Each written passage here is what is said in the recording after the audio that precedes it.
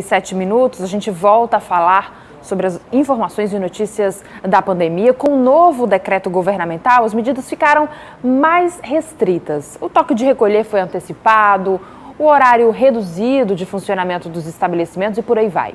A nossa equipe foi conversar com um médico infectologista que faz uma análise desse cenário e comenta pra gente agora a importância dessas medidas.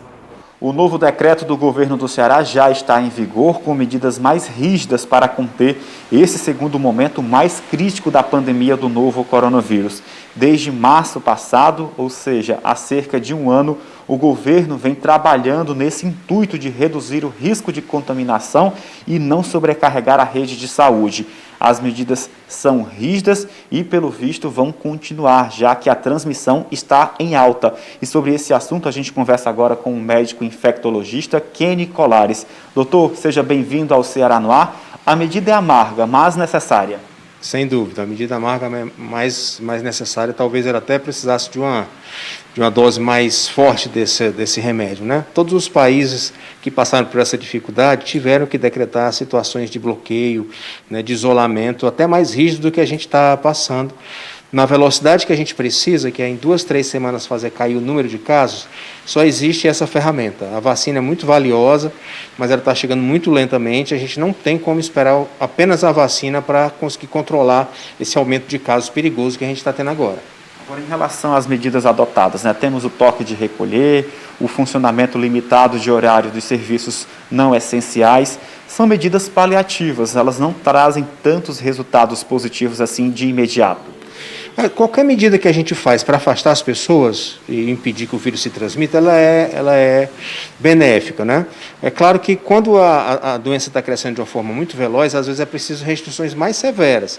Então a gente imagina que essas restrições que estão sendo feitas parciais, agora endureceram um pouco mais, elas vão surtir algum efeito, com certeza, porque as pessoas estão saindo menos, estão se encontrando menos. Se isso vai ser o suficiente para a gente frear essa velocidade da doença, ou se a gente vai precisar de mais, né?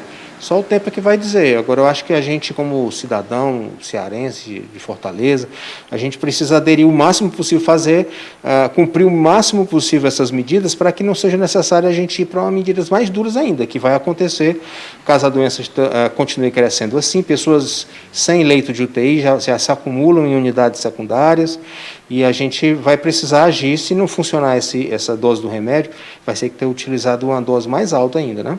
Os efeitos podem ser sentidos diretamente na rede de atenção à saúde, né? Então, a rede está cada vez mais trabalhando quase que na capacidade máxima e com a implantação dessas medidas a gente pode ter um cenário diferente? É o que a gente espera. Quando são tomadas novas medidas, geralmente o efeito vai aparecer em 2, 3 semanas, né?